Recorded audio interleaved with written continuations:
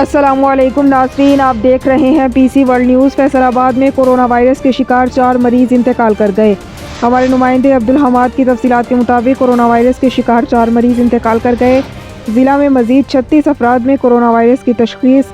महकमा सेहत के मुताबिक गुज़श्ता 24 घंटों में 1042 टेस्ट किए, 1006 अफराद की रिपोर्ट मनफी आई।